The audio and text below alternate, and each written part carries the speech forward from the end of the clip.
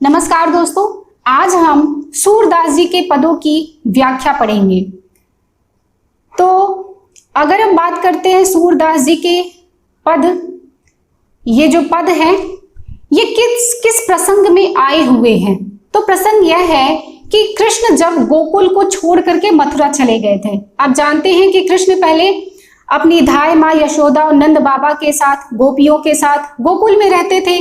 तो जब वे गोकुल को छोड़ करके मथुरा चले जाते हैं तो वहां से वे स्वयं न लौट करके अपने मित्र उद्धव को गोकुल भेजते हैं। उन्हें यह पता चलता है कि गोपियां उनके प्रेम के विरह में बहुत ही व्याकुल हैं, व्यथित हैं।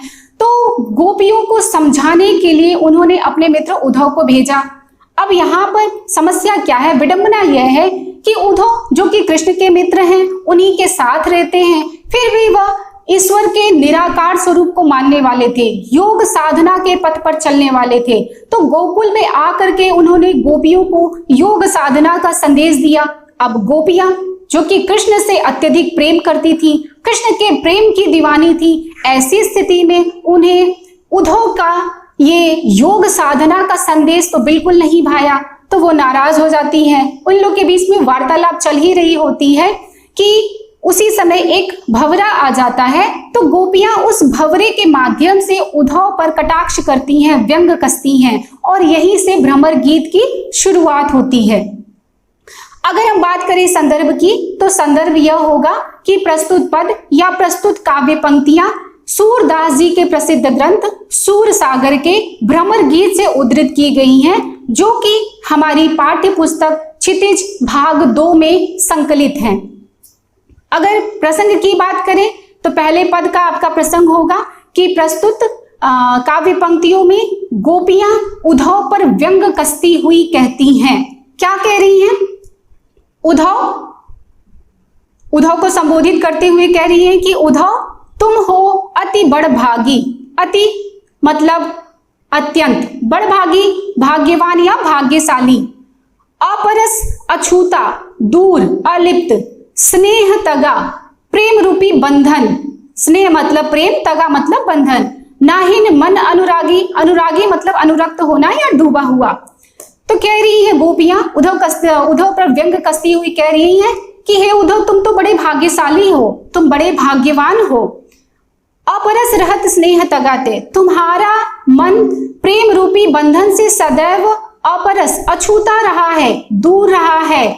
नाहिन मन अनुरागी, तुम्हारा मन तो कभी कृष्ण के प्रेम में अनुरक्त हुआ ही नहीं, अर्थात तुमने कभी कृष्ण से प्रेम किया ही नहीं। फिर कह रही है पुरैनी पात रहत जल भीतर, तारस देह न दागी। दागी मतलब दाग धब्बा, पुरैनी कमल, पात पत्ता। अब यहाँ पर गोपियां उद्धव को बता रही है कि उद्धव तुम कैसे हो, उदाहरण के माध्यम से उन्हें बता रही है। पुरैनी पात कमल का पत्ता, कह रही है कि हे उद्धव तुम तो कमल के उस पत्ते के समान हो जो जल में रहता तो है, फिर भी उसके दाग धब्बों से सदैव बचा रहता है। आशय यह है कि हे उद्धव तुम कृष्ण के साथ रहते थे हो, फिर भी तुम उनके प्रेम से अछूते हो। अब कमल के पत्तों की विशेषता होती है कि वो कीचड़ में खिलते हैं, तालाब में, जल में खिलते हैं, फिर भी कमल के पत्ते पर अगर पानी गिरा दिया जाए तो पानी की बूंद टिकती नहीं है। इसीलिए उन्होंने उद्धव को कहा कि तुम कमल के पत्ते के समान हो जो जल में रहते हुए भी उसके दाग धब्बों से बचा रहता, अर्थात तुम कृष्ण के साथ रहते हुए भी उनके प्रेम से अछूते हो, उनके प्रेम से दूर हो, तुमने कभी कृष्ण से प्रेम नहीं किया। फिर क्या कहती है, ज्यो जल माह तेल की गागरी, बूंद न ताको लागी। ज्यो जिस प्रकार जल माह जल में तेल की गागरी यानी तेल से भरी हुई मटकी, बूंद न ताको लागी। अब दूसरा उदाहरण प्रस्तुत कर रही हैं। क्या कह रही हैं? कह रही हैं कि उद्धव तुम तेल की उस गागरी, तेल की उस मटकी के समान हो जो जल में रहते हुए भी स्वयं के ऊपर जल का प्रभाव नहीं आने देती है। यहां भी कहने का आशय यह है कि उद्धव तुम कृष्ण के मित्र हो, उनके साथ रहते हो, फिर भी तुमने स्वयं के ऊपर, अपने ऊपर कृष्ण के प्रेम का प्रभाव तक नहीं आने दिया है।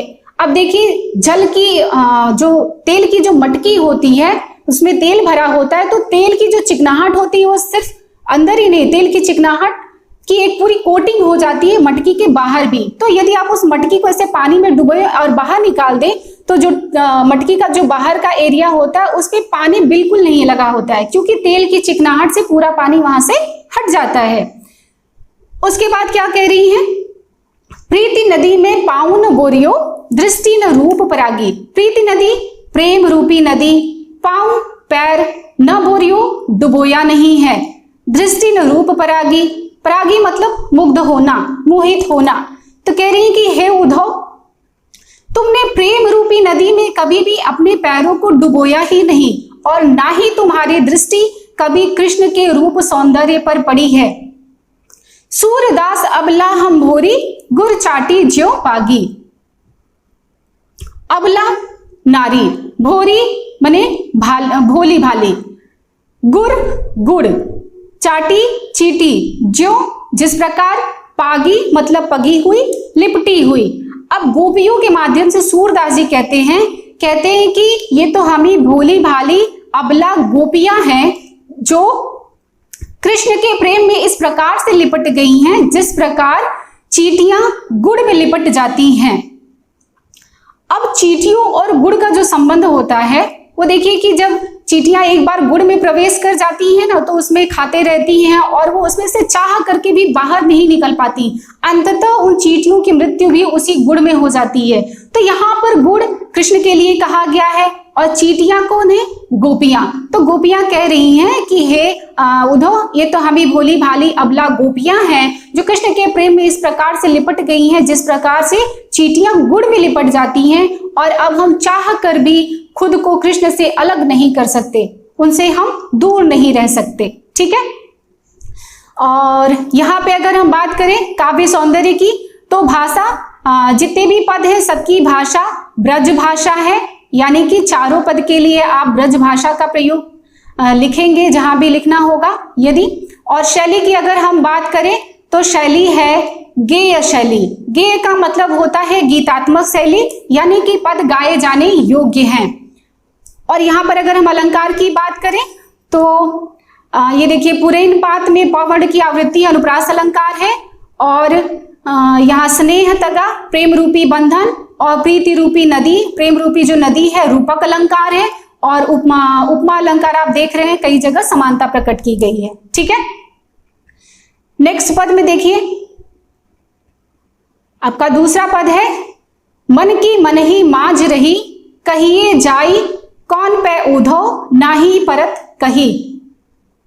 मन की मन ही माज, माज मतलब होता है में अंदर, कहिए जाई कौन पे उधो नाही परत कही, किसी से कहा नहीं जा सकता है।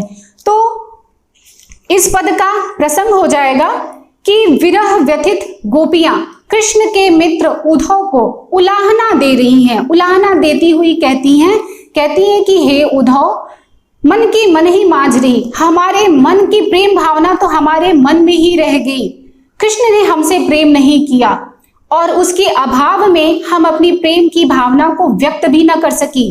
कहिए जाई कौन पे उधो, कहती है उद्धव तुम ही बताओ कि प्रेम की इस पीड़ा को हम किससे जाकर के कहें। ना ही परत कही, प्रेम की पीड़ा को, प्रेम की व्यथा को तो किसी से कहा भी नहीं जा सकता है। अवधि आधार आस आवन की तन मन बिथा सही, अब इन जोग संदेशनी सुनी सुनी बिरहनी बिरह दही।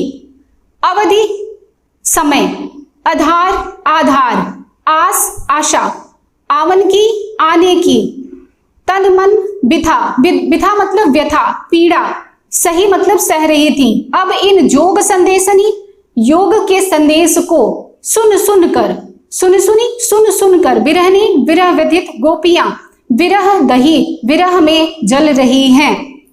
तो क्या कह रही गोपियां, कह रही कि हे उद्धव, अब तक तो हम कृष्ण के आने की अवधि को अपने प्राणों का आधार बनाए हुए थी और इसी आशा में हम अपने तन मन की विरह व्यथा को सह रही थी, किंतु अब तुम्हारे इस योग के संदेश को सुन सुन कर हमारी पीड़ा और भड़क उठी है और हम विरह की ज्वाला में जल रही हैं।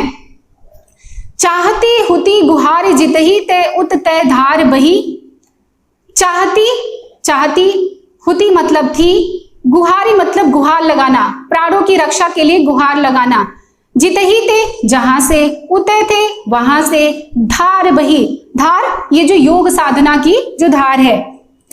तो क्या कह रही है कि हे उद्धव हमारा दुर्भाग्य देखो, हम जहां से अपने प्राणों की रक्षा के लिए सहारा चाह रही थी वहीं से यह योग साधना की धारा बही चली आ रही है। अर्थात गोपियों के कहने का आशय यह है कि हम तो चाहते थी कि कृष्ण हमसे आकर के मिलेंगे, हमारी प्रेम भावना संतुष्ट होगी, परंतु उन्होंने तो उल्टा हमारे लिए ये योग साधना का संदेश भेज दिया है जो हमें सदा के लिए कृष्ण से दूर कर देगा। अब गोपियां यदि योग साधना के पथ पर चलने लगी, निराकार ब्रह्म को मानने लगी, तब तो कृष्ण से दूर हो जाएंगी। इसीलिए कह रही हैं कि जहां से हम अपने प्राणों की रक्षा के लिए सहारा चाह रही थी वहां से ये योग की धारा बह चल आ रही है। हम तो चाहते थे कि कृष्ण आकर के हमसे मिलेंगे, हमारी प्रेम भावना संतुष्ट होगी, परंतु कृष्ण ने तो उल्टे ही हमारे लिए योग साधना का संदेश भेज दिया है और इससे तो हम कृष्ण से और भी हमेशा सदा के लिए दूर हो जाएंगे। फिर क्या कहती हैं, सूरदास अब धीर धरही क्यों, मर ज्यादा न लही। धीर धैर्य, धरही धारण, क्यों क्यों धारण करना, मर्यादा मर्यादा, न लही मतलब छोड़ दी गई है, तज दी गई है। तो अब गोपियों के माध्यम से सूरदास जी कहते हैं कि अब धैर्य धारण करना ही क्यों, जब कृष्ण ने ही मर्यादा को तज दी है, प्रेम की मर्यादा को तज दी है। अब प्रेम की मर्यादा यह होती है कि प्रेम को निभाया जाए, परंतु कृष्ण गोकुल से चले जाने के बाद वापस नहीं आते हैं। तो गोपियां कह रही हैं, गोपियों के माध्यम से सूरदास जी इसीलिए कह रहे हैं कि अब हम धैर्य क्यों धारण करें, क्योंकि कृष्ण ने तो सारी लोक मर्यादाएं को तज दी है, प्रेम की मर्यादा को छोड़ दिया है। उन्होंने हमारे प्रेम को निभाने की बजाय हमें धोखा दिया है, तो भला अब हम धैर्य धारण कैसे करें। ठीक है, भाषा मैंने आपको बता ही दिया, ब्रजभाषा शैली, गेय पद शैली, गीतात्मक शैली। आप देख रहे हैं कि मन की मन ही माजरी में मौवर्ण की आवृत्ति अनुप्रास अलंकार है, ऐसे ही अवधि आधार आस आवन की अवर्ण की आवृत्ति है, यहाँ भी अनुप्रास अलंकार है। ठीक है, तो आज की वीडियो में बस इतना ही, बाकी आपके तीसरे और चौथे पद की व्याख्या हम नेक्स्ट वीडियो में देखेंगे। तब तक के लिए धन्यवाद। वीडियो अच्छी लगती है तो इसे लाइक और शेयर जरूर कीजिएगा, साथ ही मेरे चैनल को सब्सक्राइब कर लीजिएगा।